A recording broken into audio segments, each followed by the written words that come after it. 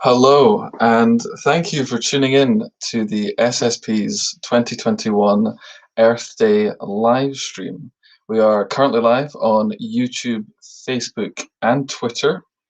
So if you can please share this with your friends and support the party and give it a like, that would be fantastic. So thank you very much for joining us. My name is Graham Cullen. I am the organizer of the SSP's Climate Change Action Group, and I am joined today by the SSP's national co-spokesperson, Roisin McLaren, and the SSP Aberdeen branch secretary, Ewan Patterson. So thank you very much for joining me. I would like to start by saying a little bit about Earth Day and our socialist perspective on it. So a socialist perspective on Earth Day is that it is a top-down liberal event that is insufficient in its attempts on environmental action. It has been co-opted and used by corporations and governments alike to greenwash their destructive actions. And we obviously need more than one day a year if we are to confront the environmental catastrophes that we currently face. Still, it does provide an important opportunity for us to discuss the most pressing issue of our times.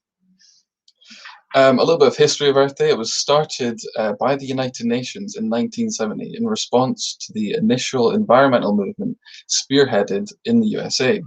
It had its successes. On the first Earth Day, 20 million people poured onto the streets of America, and it remains the largest single-day protest in human history. Importantly, key non-environmentally focused partners played major roles. For example, under the leadership of Labour leader Walter Reuther, the United Auto Workers Union was the most instrumental outside financial and operational supporter of the first Earth Day. Without the UAW, it would have been a flop. So Earth Day also grew outside the US and spreading internationalism in the environmental movement. It is still celebrated all over the world as we are here today, and significantly, the Paris Agreement in 2015 was signed on Earth Day, and this very day, President Biden, as I'm sure you've all heard, is holding climate talks with world leaders. However, Earth Day, like a lot of the environmental movement, has been co-opted and used by the ruling class and succumbed to liberal politics. It's lost any sense of class consciousness it once had. For example, these hard-fought victories the environmental movement has won, such as the Paris Agreement, are shallow, meaningless concessions granted by the ruling class. We still face catastrophe as the environment is ruthlessly plundered by capitalists. Unless the environmental movement embraces class politics, meaningless days and shallow commitments are all we will win. This is why, this Earth Day, the SSP wants to reiterate that the climate emergency is class war. The environmental movement must understand this and work together to unite the working class if we are to address this existential threat created by profiteering bosses. We cannot ask workers to pay for this crisis imposed upon them. We cannot fall victim to false rhetoric and meaningless targets. This is only going to result in further exploitation and austerity ecology. For example, if we break down the recent UK government's so-called Green Revolution, we can understand that if their plan is carried out, there will be an energy deficit of up to 350 gigawatts. This could mean blackouts for millions of workers and rising fuel prices leading to greater fuel poverty. Similarly, here in Scotland, the SNP promised to create 28,000 offshore wind jobs in 2010 by 2020 this year. This was welcomed as being both in the interest of workers and the environment. However, the SNP have rightly been blasted by trade unions for actually only creating around 1,700 offshore wind jobs by this year. Not to mention their shameless neglect of BIFAB workers in Fife and offshore oil and gas workers similarly in the North Sea, who both face bleak times ahead.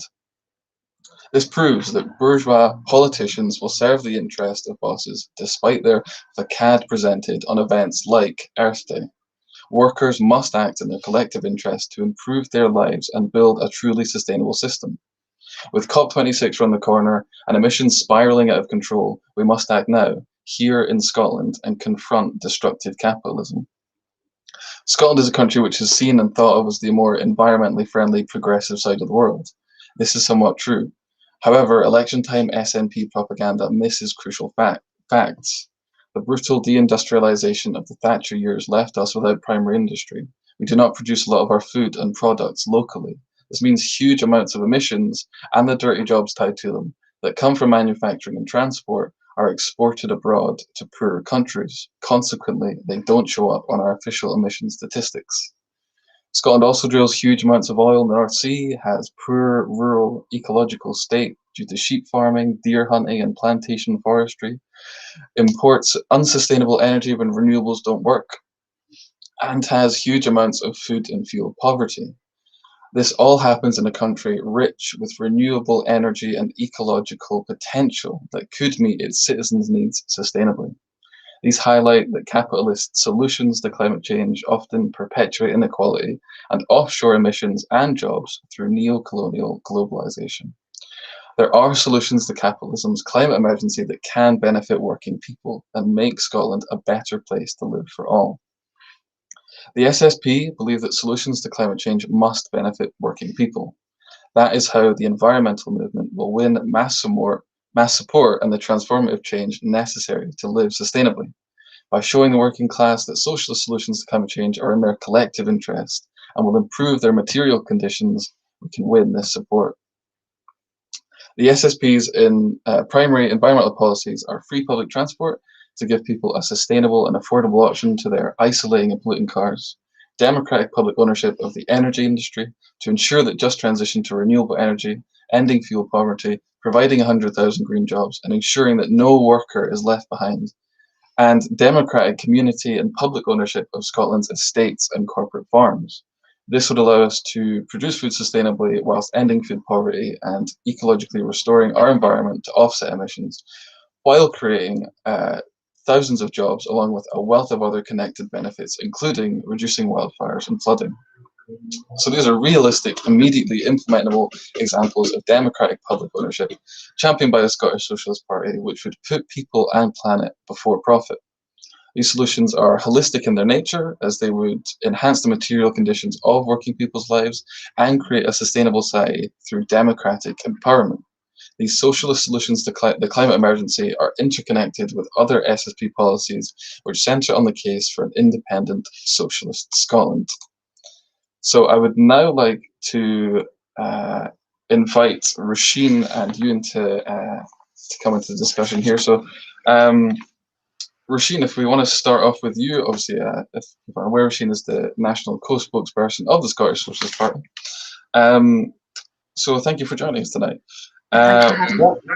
What are your thoughts on the environmental politics of the upcoming Scottish elections on the 6th of May? Thanks very much, Graham. So there's some very interesting background to this election in terms of political developments in the environmental movement. So just a couple of months before the election, the STUC, the Scottish Trade Union Congress, released their report on green jobs and the potential of green job creation in Scotland's economy. And that came just after, weeks before that, there had been the final report of what's called the Just Transition Commission, a commission that was set up by the Scottish Government, which has the STUC as a major partner, along with NGOs such as Friends of the Earth and officials from the Scottish Government. And they were tasked to produce a report on practical kind of policy solutions that the SNP Scottish Government could implement in its term that would help it reach its decarbonisation targets.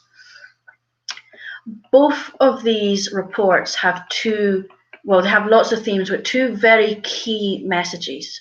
And the first one is the complete failure of the private market so far to deliver decarbonisation. Both of them call for a major switch to massive investment in the public sector, and through that they imply the need for public ownership. And the second key theme is that of the importance of the further education sector as being completely crucial for the upskilling of jobs in the energy industry in particular, but also in agriculture, forestry, and the rural economy in general. So both reports acknowledge, and anyone in the environmental movement should acknowledge, that so far those that have benefited the most from the decarbonisation that has happened in Scotland's electricity sector have been those that are landowners, those that had the assets to benefit from wind farm subsidies. Wind so far has not led to a massive increase in industrial jobs in turbine manufacture, in wind farm installation and maintenance. In fact, wind farm maintenance requires an awful lot less staff than, for example, manning an oil rig. So the STUC's report this week estimated that there could be 30,000 to 95,000 jobs created in the renewable energy sector. But that is brought down to only 16,000 if we don't transition to green energy in the right way. And what they mean by in the right way is having manufacture as close as possible to need. Manufacturing turbines in Scotland, manufacturing blades for hydro in Scotland, having local workers install it and local communities employed to do the maintenance. Instead, what we have at the moment is a network of private contractors based throughout the country and as far away, in the case of the Moray 4 turbines, as far away as Indonesia in terms of manufacture. And that makes no sense in terms of the carbon footprint of our energy industry and in terms of job creation. So because of this, you see that those who are currently employed in the energy sector are quite nervous about the concept of transition, not because they're reactionary in terms of not believing in climate change or anything like that, but simply because they don't want to see the experience that people like my family did in coalfield communities, when there was a complete whole sector that underpinned a way of life in a community taken away, and the whole-scale devastation of a generation that followed. We don't want to see that in the Northeast and in the Highlands and Islands, in communities that are completely reliant currently on the North Sea and oil rigs. So in these reports, there's been some calls for the Scottish Government to use its procurement policies to try and improve this. However, I would say that the Scottish Government, if you look at their record on using procurement for progressive policies, it's quite poor. You know, the Scottish Government's one of the largest employers in the country. It's one of the largest procurers in the country. It could force large sections of the economy to pay the real living wage of £12 an hour, but it currently doesn't. It does so citing lots of reasons like Westminster austerity, Brussels says we can't do it, these kind of things. But the reality is a political choice. Procurement, I would also say, is only as good as your suppliers. And I think that's quite important because the Scottish Government can implement a policy to score local producers highly on a wind farm bid, for example. But if none of the people bidding for that contract are local suppliers, then the point becomes completely mute. Procurement is an indirect lever. And that's why the Scottish Socialist Party understands that it's public ownership that will be required to meet our climate change targets. Without public ownership, you have at best indirect controls over sectors. We need a publicly owned energy sector, one that contains not just energy jobs, but also construction jobs, manufacturing jobs, and makes use of already publicly owned assets like the BIFAD yard, instead of simply trying to get them back on the market the moment that a viable buyer can be found. Let's keep these yards in public ownership and use them to create a national construction service that facilitates a national energy service. The second kind of key theme that both these reports highlight is the absolute necessity of colleges and further education to deliver the required training. A just transition's going to require upskilling and a transfer of skills in our current manufacturing, industrial, and energy workforce.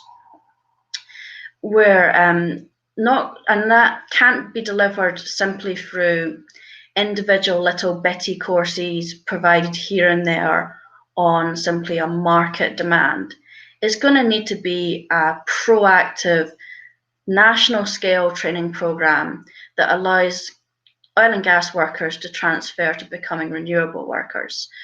And that's the sort of thing that you see Jake Malloy in the energy workers union talking about all the time, that they're desperate to become renewable workers, but they need to have the education and skills transfer there. And who provides that kind of training? It's colleges and it's further education. They are absolutely vital. It's not universities. And yet we have a Scottish government who are currently presiding over a further education sector which is currently taking industrial action because of what is fire and rehire by another name. At the moment, lecturers are being redefined as assessors purely so they can be paid less and will be without the better terms and conditions which unionised lecturing staff have fought for and won through successful industrial action. So we currently see an SNP who have a history of devaluing the importance of further education, and at the other end of the spectrum have pumped money into university sector, which disproportionately tends to benefit the middle class, as opposed to the further education sector, which is thoroughly proletarian in character and which will be the key part of the education sector in terms of a just transition. So that's the background. In terms of the actual election and the different parties' commitments, the SNP's manifesto makes a commitment to reach particular renewable goals. We're used to seeing these targets, 50%, 60%, 90% renewables by a certain date. We've heard them all before, whether it's Paris Accord or whether it's down to individual parties' commitments. And there's a danger always with these targets that they're simply a numerical and a date value. It says nothing about how you get there. The SNP does use the language of just transition. It says it has a heading, and it even uses the example of coalfield communities as a how not to do it for industrial transition. However, the SNP hasn't yet fully implemented the first report of the Just Transition Commission. So while the goals are laudable on the surface, they don't say how they will be achieved. And it is perfectly possible to reach a particular percentage target of decarbonising the economy and end up with fewer jobs in the energy sector because we simply offshore them. Then there's the Greens, and commitment-wise, their policies on paper look really good. But the more important political point to realise is their relationship with the SNP, who will come out on top as a major party in power. Is their relationship one of an opposition party criticising and calling to account and keeping to environmental targets? Or is it a relationship that is in effect a junior coalition partner? And in the last Parliament, that is the role that the Greens played.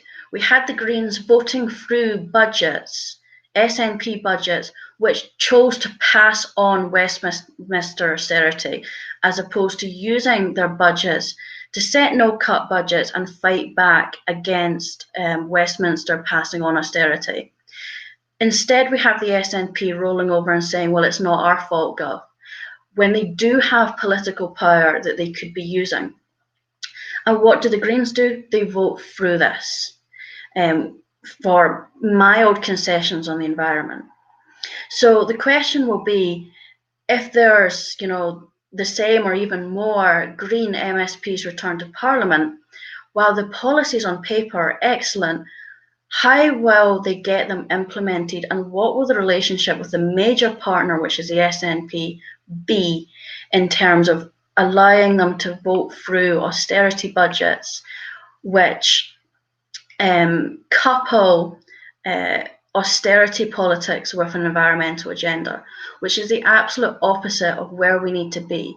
We need to continually make the point that we can have an environmental transition which is beneficial to the majority of the population. The majority of the population are the working class. That's the kind of policies we want to see that Graham outlined so eloquently in the introduction. Things like free public transport, public ownership of the energy industry, setting up a nationally owned energy company, a national construction company. These are key things which benefit of both the environment because we have control over them and we can implement properly ambitious targets through these controlled sectors of the economy. But they also benefit the working class through providing unionized, stable, well-paid jobs, which is what people want. They want to work, and they want to work in dignity in an industry that is good for the environment. I think when people are given that choice, they'll absolutely jump at it. So that's just, Graham, a wee background to what I understand is happening in the Scottish elections. Thank you very much, no, that's absolutely fantastic, and definitely that important point of further education, which is very timely right now with EIS further lecturers out on strike. I'm sure, I think John Swinney right now is getting absolutely hounded at a husting, so very, very timely indeed. Just to remind everyone who's watching, thank you very much for coming along. If you can give this a wee share, and if you've got any questions, we don't have too long left, but you can fire them down in the chat and we will try and get to them if we can. So just looking a bit further than the election, which is 2 weeks away today, down to November and Glasgow, which is, as we mentioned a few times, COP26.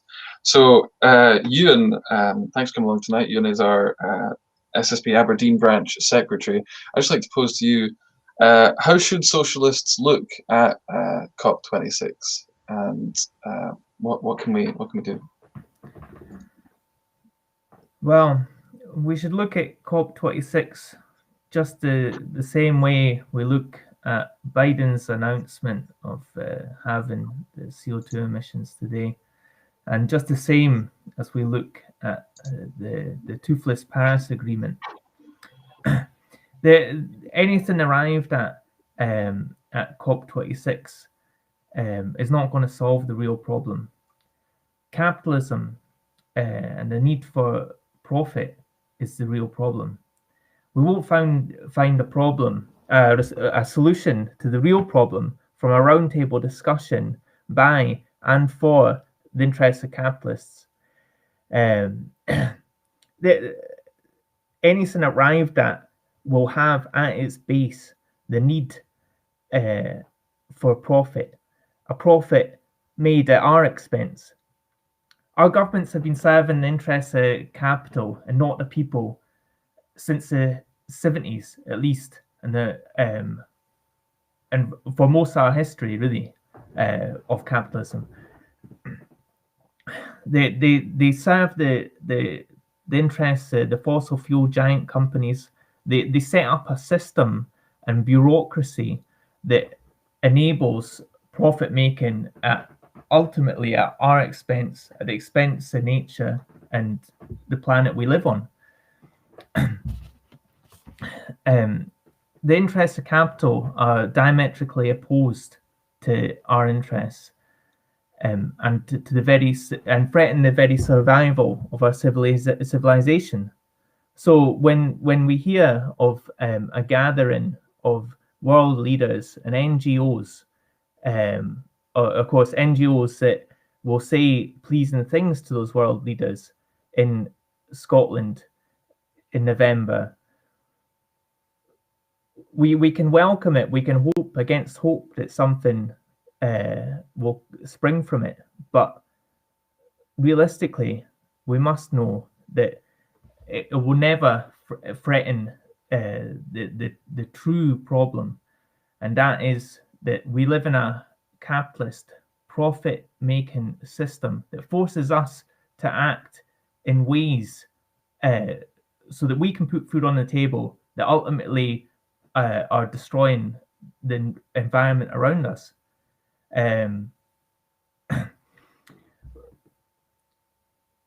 We must recognize that COP26, while the intention behind it is virtuous and must be welcomed, it is there ultimately to continue this system, to serve profits, to serve capitalism and fail us.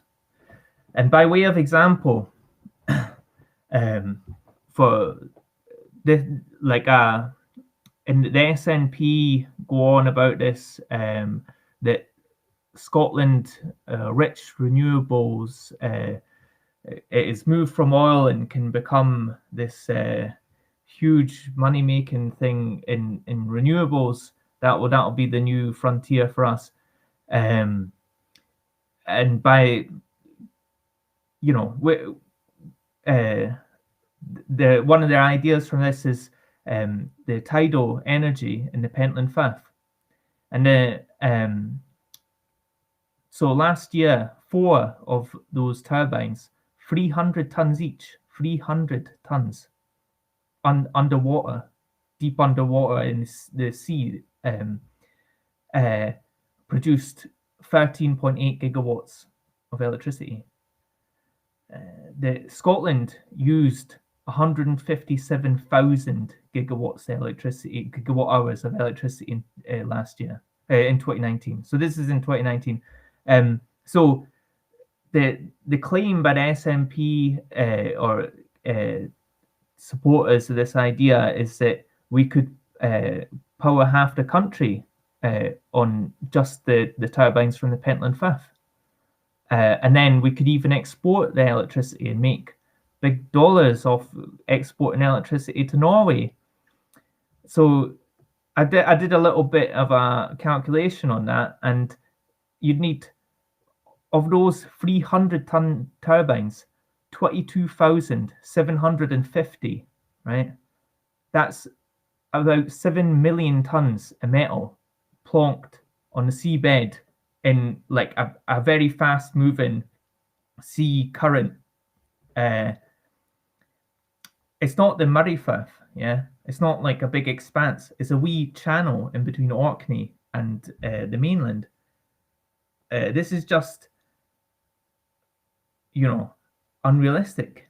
At the very least, it's unrealistic. At the worst, it's a lie that leads us on to believe that we can just go on how we are. We can just go on with the system we have that's destroying the planet.